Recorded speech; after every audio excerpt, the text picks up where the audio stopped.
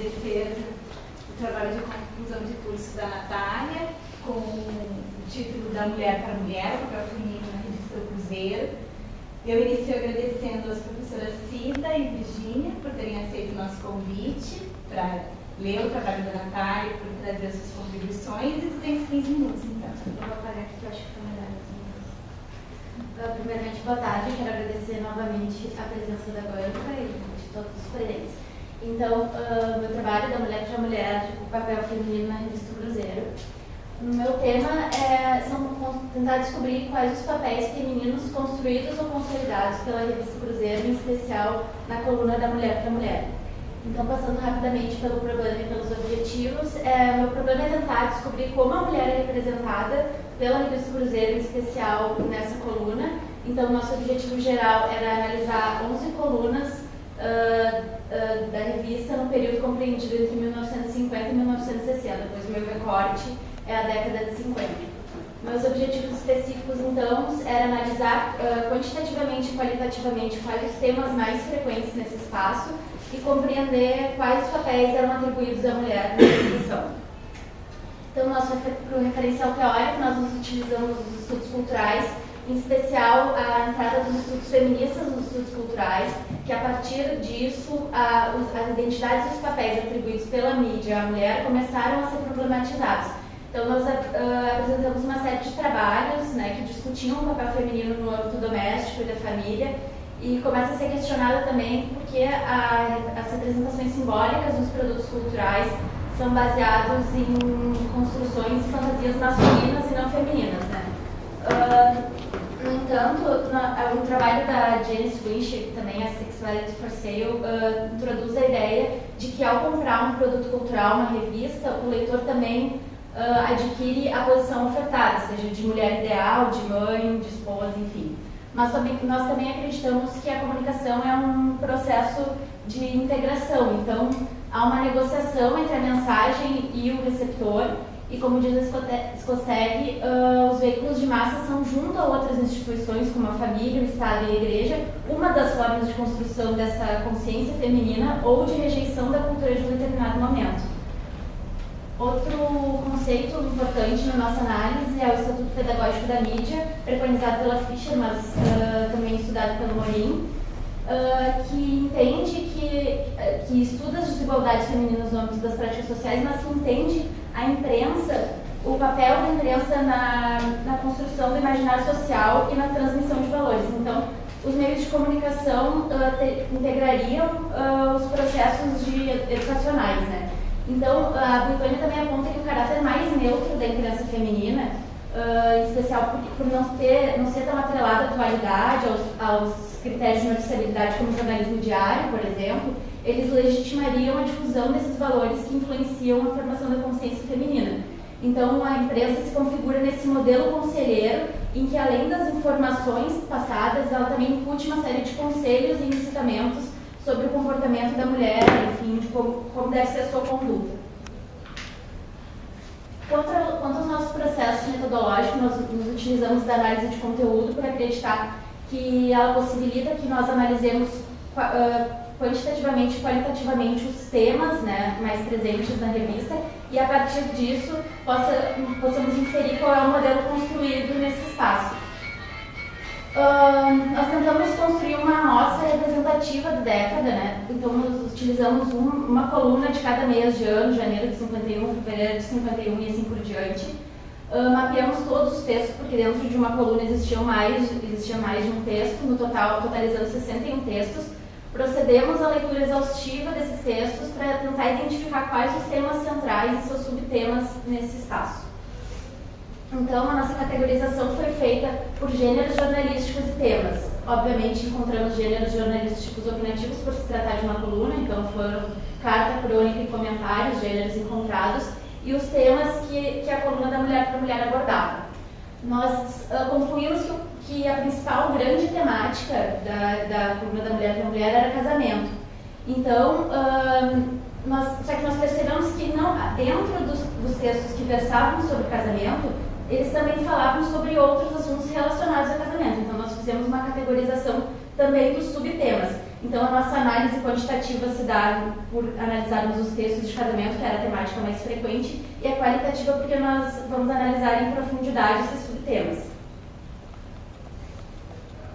Então, agora falando um pouco sobre o nosso objeto, que é a coluna da Mulher para Mulher, ela se configurava como um consultório sentimental e foi publicada durante 23 anos. A revista Cruzeiro circulou durante 46 anos, então durante metade do seu tempo de existência, essa coluna estava presente. Esse formato de jornalismo de consultório sentimental, que ainda é presente nas revistas atuais, era muito comum nos periódicos da época, e ela era assinada sob o pseudônimo de Maria Teresa, cuja identidade a gente não pode dizer claramente, mas o que sabe-se é que quem deu início a esse pseudônimo foi o Assoalho Neto, que na época era o diretor de redação da revista, ele que iniciou esse pseudônimo, e provavelmente muitos outros homens assinaram esse pseudônimo porque as redações eram majoritariamente dominadas pelo sexo masculino. Também sabe-se que a partir de 46, a Amélia Whittaker, que era a esposa do Leão Godin, primo do Chateaubriand, que é dono da revista Cruzeiro dos Diários Associados, influenciou muito as sessões voltadas ao público feminino e deu um caráter mais moralizante e educativo para essa coluna. Então, nesse espaço, respondia-se a cartas de leitoras e também existiam crônicas, artigos e comentários sobre temas que a revista julgava serem de interesse das mulheres, né? Agora, contextualizando um pouco o período analisado, que são os anos 50, foi um período de intensas transformações e modernizações no país, né? Era um período, o ideal de modernidade que já teve início ainda durante o Estado Novo, no governo do Vargas, mas que pode ser percebido mais facilmente durante o governo do JK, cujo lema era 50 anos em 5. E esse ideal de modernidade se estende também para os produtos culturais e para o jornalismo. No âmbito do jornalismo, o que se percebe é um distanciamento do campo literário como uma forma de legitimar, que até então era utilizado muito, o campo literário era muito atrelado ao jornalismo, numa tentativa de legitimar a profissão, né, dar mais credibilidade. E muitas mudanças nesse sentido, claro, se aplicaram também na revista Cruzeiro, que preconizava desde o início, era a revista que queria representar a modernidade. Então, se percebe que durante os anos 50, muitas inovações gráficas nas formas de fazer jornalismo, fotojornalismo, grandes reportagens, mas apesar de todas essas transformações, as distinções entre o papel feminino nos discursos voltados ao público feminino ainda eram muito nítidas. Então, as publicidades voltadas à mulher, por exemplo, também nesse período teve uma ascensão grande da classe média brasileira, então o poder de compra aumentou e há uma grande influência da cultura norte-americana, dos valores capitalistas. Então, a modernidade, especialmente no que se refere à mulher, é muito atrelada ao consumo. Então, a mulher, as publicidades ofertavam uma série de produtos. A mulher poderia ser moderna ao adquirir um eletrodoméstico que facilitaria sua vida, os produtos de beleza, os referenciais norte-americanos que permeavam toda a revista, com, enfim, atrizes, as sessões de moda eram todas espelhadas no modelo norte-americano. Então, na seção da mulher, o que se percebe é uma dominância de assuntos relacionados ao matrimônio, à família e atividades domésticas. Por quê? O caminho considerado natural da mulher nessa época era o casamento, a mulher era talhada para o lar e era o seu destino natural o casamento. Há também, nesse sentido, uma tentativa de profissionalização da carreira feminina, que seria o lar, né? Na verdade, não é uma prática exclusiva dos anos 50, já se observa isso durante todo o século XX e XIX, mas a gente pode perceber isso muito fortemente, em especial porque nos anos 50 há um aumento na participação feminina no mercado de trabalho, e a revista não ignorava isso, mas tentava atribuir mais valor ao trabalho dentro do lar, né? O que se percebe também é que a mulher tinha muitas responsabilidades, ela era a principal responsável pela felicidade conjugal e a harmonia do lar. Então, a satisfação pessoal da mulher é secundária, ela alcança a satisfação pessoal através da felicidade do marido e da sua família. Então, todos os esforços dessa mulher têm o mesmo fim que agradar o marido, seja todos os esforços pessoais de se cuidar, de cuidar da sua beleza, são nesse sentido de atrair e de agradar o homem. Então, a revista, o discurso da coluna da Mulher para Mulher era sempre tutorizando que a mulher exercesse papéis de boa moça, de boa esposa, de boa filha, quando não fosse casada. Então, a coluna, na verdade, ela propaga valores de uma sociedade baseada na hierarquia do masculino sobre o feminino, né? O marido é o chefe da casa, a mulher é a rainha do lar, mas quem manda é o homem. Ela também as mulheres tinham sua conduta social muito vigiada, elas não tinham os mesmos direitos dos homens, tanto políticos e sociais, quanto perante os olhos da sociedade. Elas tinham que controlar mais os seus atos.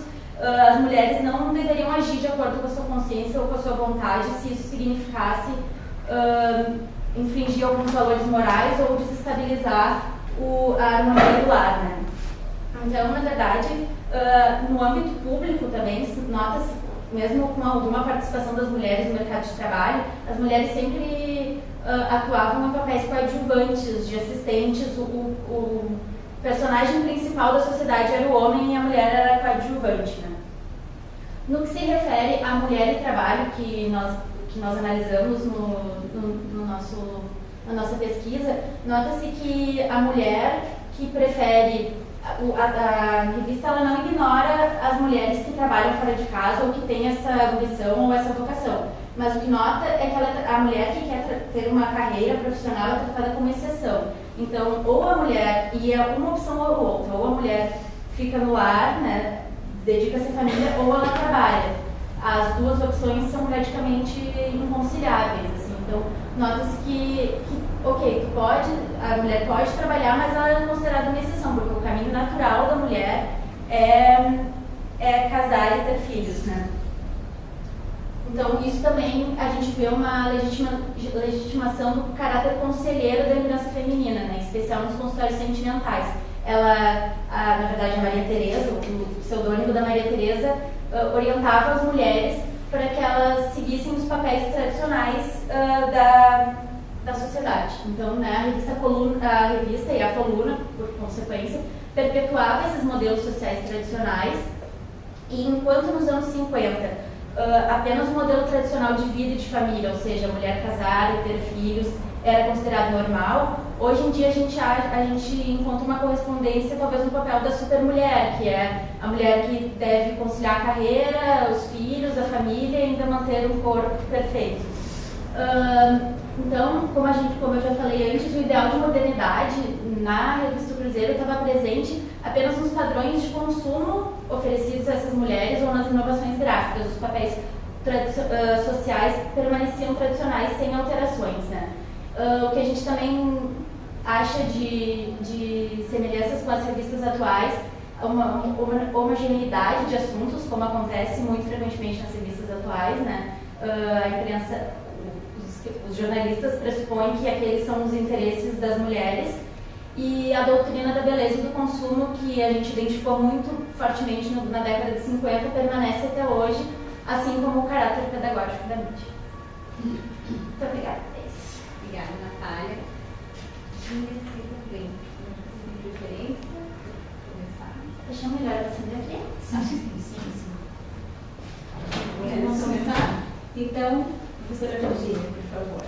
Eu começo agradecendo a Natália pelo convite e a sua orientadora, a professora Mini, para participar mais uma vez da tua história acadêmica aqui na Fabico, integrando este ato final, que é a defesa da monografia, e dizer que eu fico muito feliz com o convite, porque trata de um tema que me é próximo, que é a história da imprensa, e um tema que nos permite revisitar esse passado, e a gente, como nos ensina a Loventhal, a gente sempre olha para o passado com os olhos do presente. O passado tal qual ele acontece, tal qual ele aconteceu, ele é irrecuperável, né? E quando nós, então, nos apropriamos dos vestígios desse passado, para olhar para esse passado, nós empreendemos uma tarefa de interpretação, que é o trabalho que efetivamente tu fazes nessa monografia. Olhar para essas colunas escritas muito provavelmente por homens com o pseudônimo de Maria Teresa, para compreender que tipo de mulher se ensinava a ser naquele período, né? Porque acho que é muito feliz a tua ideia de buscar no desenvolvimento da Rosa Fischer esta ideia de que a mídia é um dispositivo pedagógico, no sentido de que ela também ensina a ser, né? Então, as colunas da Maria Teresa diziam para a mulher dos anos 50, a mulher já da bossa nova, como ela deveria ser, ensinava como deveria ser. E apenas para ilustrar o que tu acabas de afirmar aqui, com muita propriedade na tua apresentação, eu lia hoje pela manhã, dava uma última olhada na afirmação que está na página 50, que eu achei muito ilustrativa, que minhas alunas, estudantes de gênero, onde ficaram muito indignadas com essas afirmações que estão aqui, né? Quando fala, por exemplo, de que não casar, por exemplo, para a mulher, era sinônimo de fracasso social, né? E mais, tem essa citação aqui muito interessante. Não incluímos aqui as mulheres que não têm vocação para o casamento, que, embora poucas, existem. Mesmo essas também podem amar, dedicam-se a obras de caridade ou simplesmente afeiçoam-se a uma criança, mas amam sempre. As que não se casam e egoisticamente abafam dentro do peito a capacidade de amar, tornam-se céticas, avaras e sentem a alma vazia. Não esperam nada de ninguém porque também não dão coisa alguma. A vida para elas é um fardo, né? Então, quer dizer, obviamente que talvez este texto não causasse, naquela época, a perplexidade que nos causa hoje, quando no século XXI nós olhamos, e isto faz 50 anos, né? Porque em termos históricos é muito pouco tempo, né? A esposa era atribuída também a função de promotora e conciliadora das relações entre os seus filhos, o pai e os filhos e os demais membros da família, como tu disseste aqui. Ela deveria cuidar do interesse de todos, sempre agindo de acordo com as regras da boa política conjugal. Pois bem, então, por todas essas razões, eu gostei muito de ler o teu trabalho, fiquei muito feliz assim, que tu tivesses, neste encerramento da tua trajetória acadêmica aqui na Fabrico, buscado um tema como esse, né? E antecipo, inclusive, uma das questões que eu gostaria de te fazer, que é exatamente por que foste buscar esta coluna como objeto de análise, ou como tu chegaste a ela, né?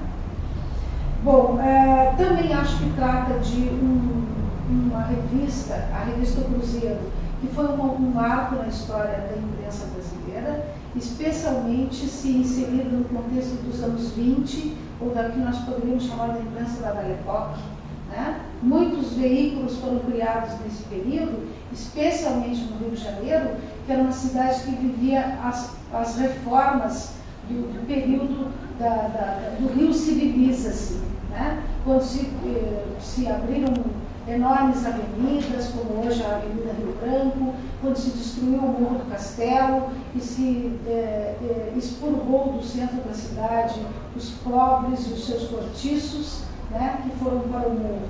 Então, esta revista, o Cruzeiro, até os anos 60, quando foi criada a revista Realidade pela editora Abril, ela continuava afirmando o seu slogan inicial de ser sempre a revista mais moderna do Brasil, assim Chateaubriand pretendia que ela fosse, né?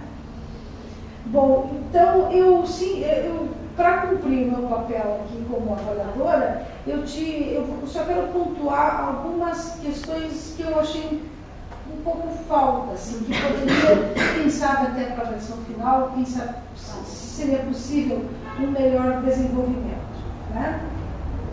Eu gostaria de começar questionando uma afirmação que tu fazes na página 21. Deixa eu retomar aqui, rapidinho. Na página 21, logo depois daquela ilustração, com a foto do Getúlio Vargas, tu dizes assim: mesmo com relações próximas a Vargas, Chateau não colocava seus interesses particulares e econômicos atrás de suas alianças políticas. Eu contesto veementemente essa afirmação, né? Porque se há uma coisa que Chateau fez na vida, foi colocar sempre seus interesses particulares acima de qualquer coerência política que ele pudesse. Na verdade, eu acho que foi um engano, na verdade, eu quis dizer o contrário. Porque basta ler a biografia do Chateau Moraes. Foi justamente o contrário que eu estava tentando dizer. Até porque é justamente o que vem a seguir configuraria uma contradição. Então, só me chamou a atenção essa afirmação, logo depois, inclusive, no desenvolvimento dos parágrafos seguintes, afirmações que contradizem isso, né? Porque Chateaubriand, como todos nós sabemos, especialmente aqueles que leram o livro Chateau, Rei do Brasil, sabem que Chateaubriand, na verdade, sempre se guiou pelos seus interesses pessoais e, especialmente na sua relação com Getúlio Vargas, há inúmeras formas de comprovação disso, né? Quando eles estavam próximos, quando os seus interesses eram atendidos, ele era aliado de Getúlio Vargas. Quando não era atendido nos seus desejos, se tornava um inimigo, tanto que terminou a história com Getúlio Vargas na posição de opositor sistemático e ferrenho, né? Bem, eu quero de qualquer forma elogiar a escolha do tema, gostaria também de enaltecer a excelente qualidade do contexto, acho que escreves muito bem, a forma de abordar o tema, procurando essa aproximação com os estudos culturais e com os estudos feministas, né? Assim como já fiz referência à apropriação dessa ideia de que a mídia constitui um dispositivo pedagógico. Acho que tudo isso está muito bem explicitado já na introdução, como acho que deve ser.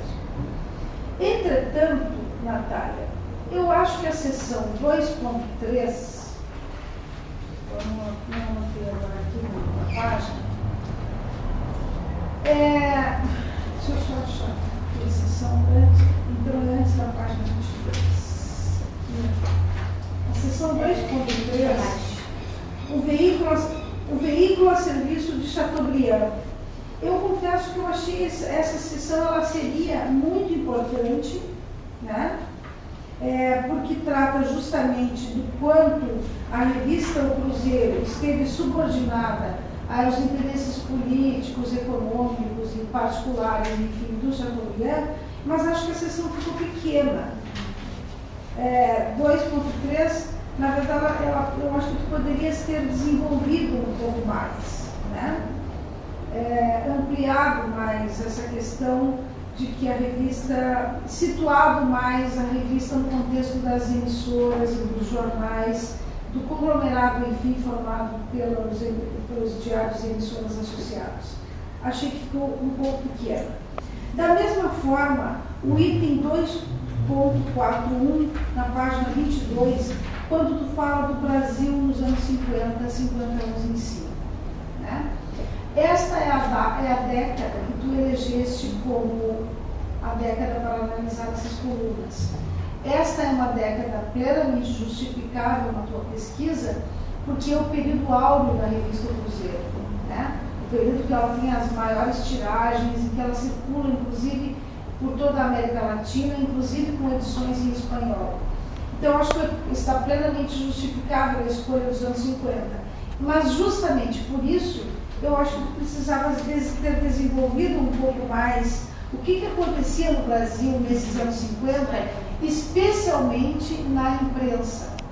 Porque se tem todo um contexto histórico, político acontecendo, né, nessa fase de industrialização, de início de uma política de substituição de importações, um plano econômico mais geral, mas especialmente na imprensa, essa é uma década marcante, porque é a década em que ocorrem grandes reformas gráficas e editoriais na imprensa brasileira, que levam, inclusive, a uma mudança de modelo jornalístico. Se até então nós tínhamos uma imprensa fortemente inspirada na imprensa francesa, literária, analítica, a partir especialmente da segunda metade dos anos 50, se vai ter a implantação de um modelo anglo-saxão ou um modelo americano, inclusive com o ideal de objetividade, um modelo informativo.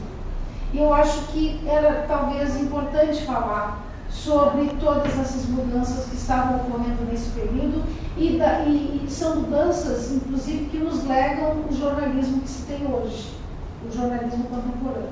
Né? Então, achei que poderia ter desenvolvido um pouquinho mais esse item.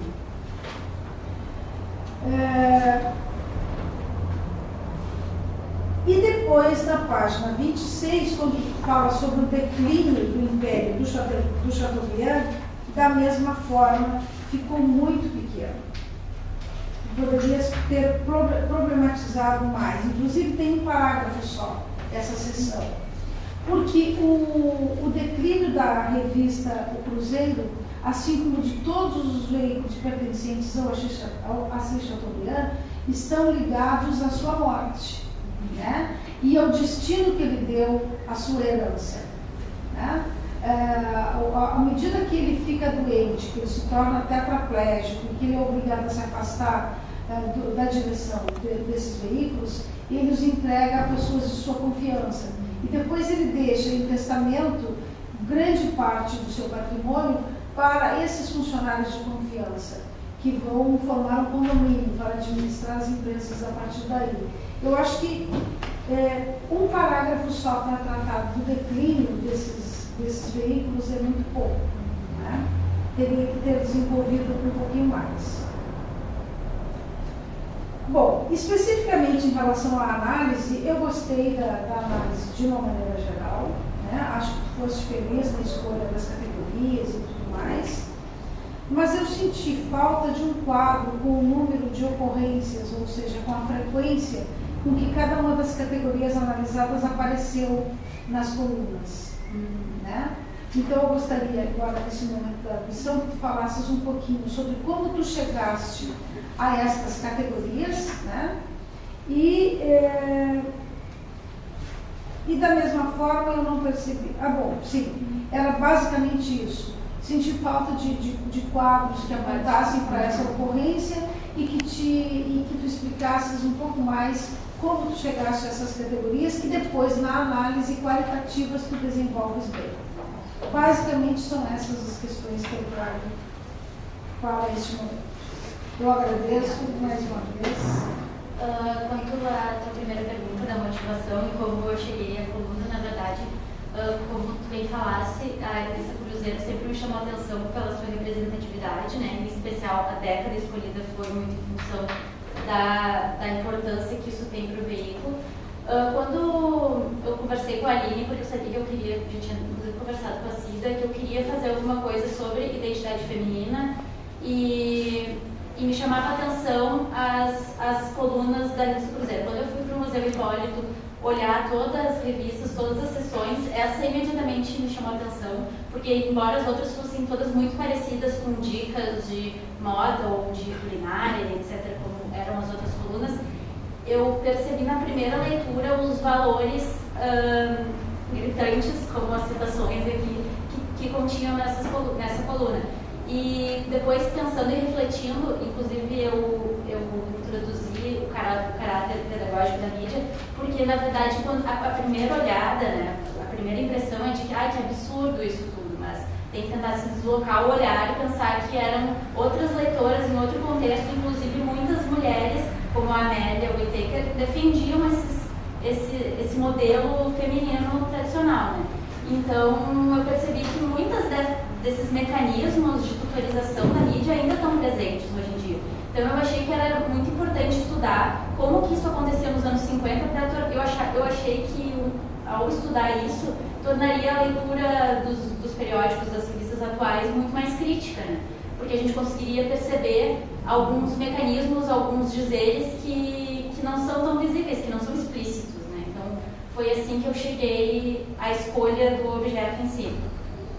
Quanto às categorias, quando a gente fez a classificação de todos os temas abordados, eu percebi que, na verdade, até um tema muito presente, tanto quanto o casamento, era a conduta feminina, tanto que está ali no meu gráfico de temas abordados em gerais. São os temas mais, assim, gritantes. Só que aí, quando eu fui proceder à leitura do corpus em si, eu percebi era bem visível que ela se referia a outros assuntos também.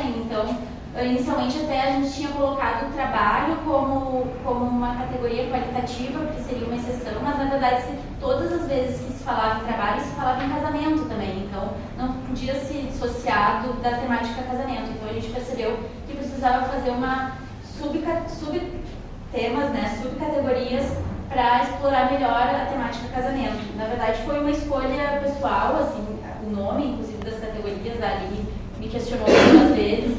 Foram as impressões que eu tive sobre, isso aqui está indicando que a mulher tem que fazer isso ou não fazer, então é conduta feminina. O conflito entre trabalho e casamento, acredito que é bem explícito. Infidelidade também eram textos bem pontuais. E felicidade conjugal da mesma maneira. Concordo agora, olhando com a tua observação de que talvez eu tivesse que fazer um quadro, porque só o gráfico e pizza não se tem a mensuração exata de quantas ocorrências aconteceram. Tem os números ali. Mas, de qualquer maneira, acho que num quadro ficaria mais claro, realmente. Uma página?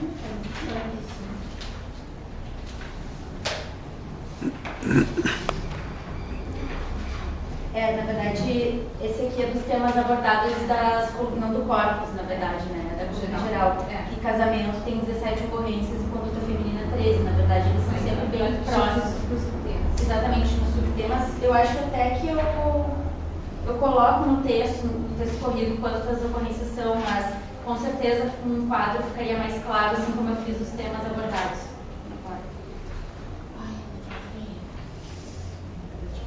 E quanto à contextualização, agora na segunda leitura, como eu imaginei, eu vi muitas pontas que eu poderia ter amarrado melhor.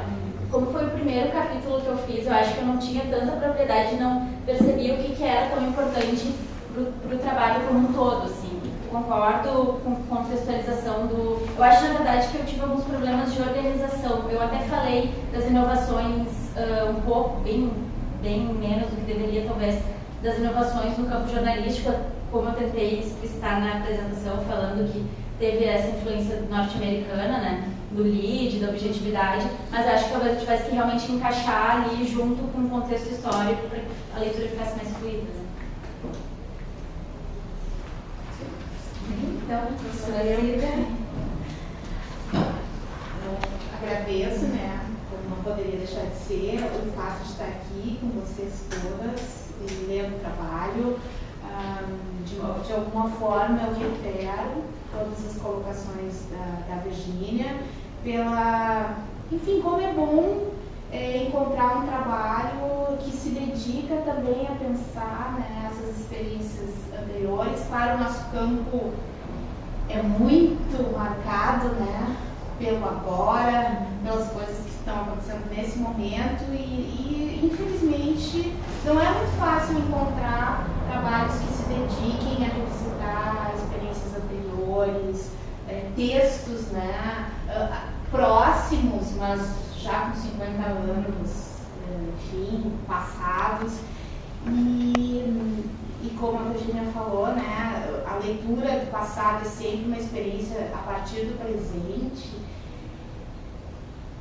É um choque, né? Na verdade, assim, de alguma forma tu nos conduziu a uma leitura de algo que parece tão longe e ainda está tão próximo. Quer dizer, ao ler aquelas colunas, de alguma forma, a gente vai encontrando nossas mães, nossas avós, nossas bisavós, né, no caso de vocês, mas eu acho que a gente mais velho vai encontrando as mães, uma série de figuras femininas que nos, né, de alguma forma, estão presentes, né, na gente aqui.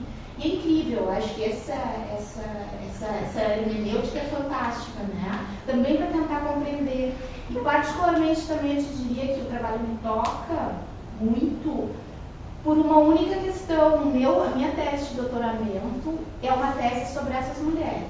Quer dizer, o discurso dessas mulheres que leram essas colunas, que eram mulheres de seus escritores, né? Eram mulheres que estavam ali na retaguarda, tal como a coluna diz que era para ficar, para sustentar, né, o lugar do demiurgo, o lugar do escritor, da grande figura do século XX, né, o homem de letras. Era a Mafalda Veríssimo, eram as mulheres do Guimarães Rosa, era a mulher enfim, né, cada qual com a sua especificidade, sua singularidade, mas em alguma medida forjadas, né, dentro de um padrão que eu estava mostrando aqui para a Aline as marcações, assim, porque é um choque, né, é muito próximo e parece tão longe ou vice-versa. Então, assim, eu acho muito, muito legal, né, uma jovem estar fazendo esse trabalho e isso nos faz pensar muito.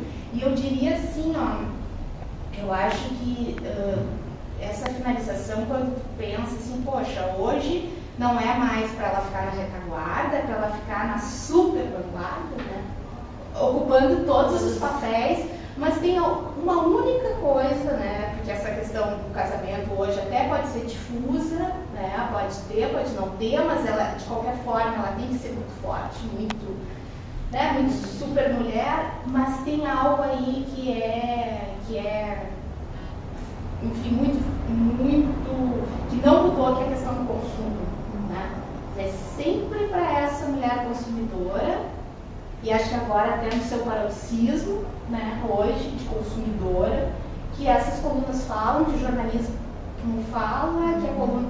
Então é incrível que essas autorias falam. Enfim, vou colocar algumas questões, tá, Natália?